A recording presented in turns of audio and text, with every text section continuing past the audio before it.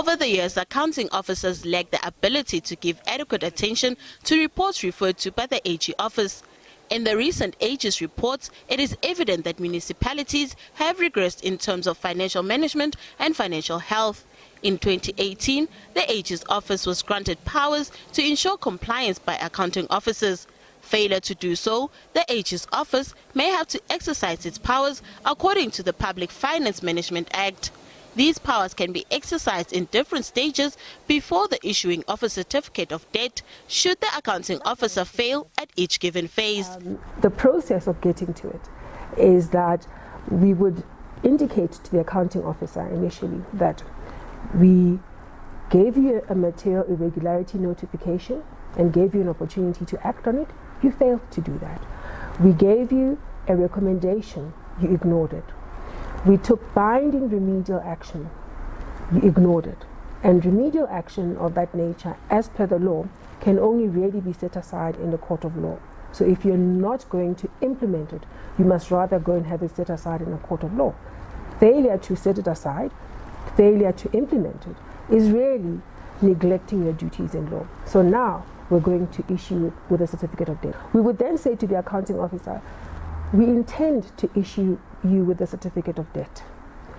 We're giving you 20 working days within which to respond and tell us why we should not proceed with this process. Now, some might feel that it's taking too long. By this point, this person has been ignoring you. Why are you even doing that?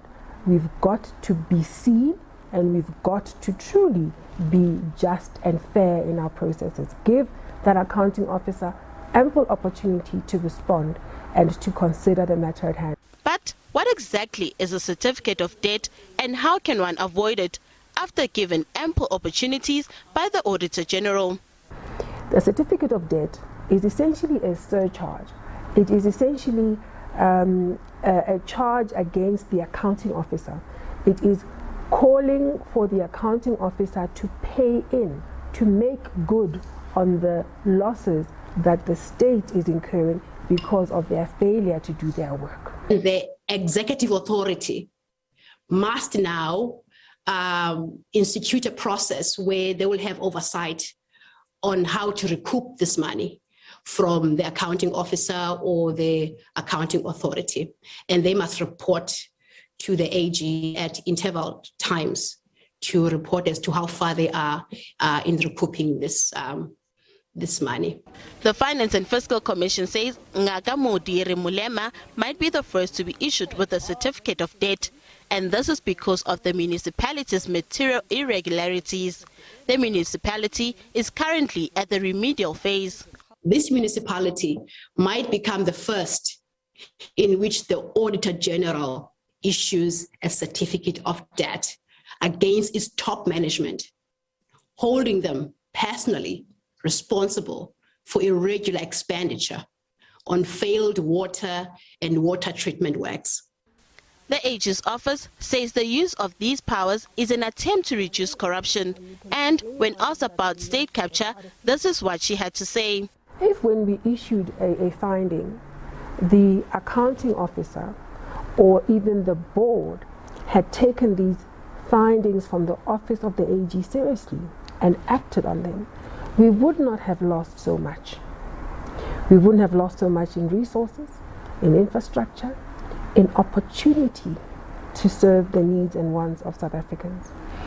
So what we see, whether you're looking at the reports of the Zondo Commission or even our own audit reports, and even consider the MI process and the journey towards a certificate of debt, all of it tells us that it is now time for us to get accounting officers to play their roles effectively.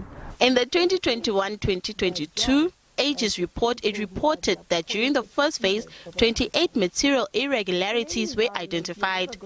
Free State's Department of Human Settlement leads by 10 irregularities, followed by Rail Agency PRASA with 9. Nothando Makutulela, SABC News, Johannesburg.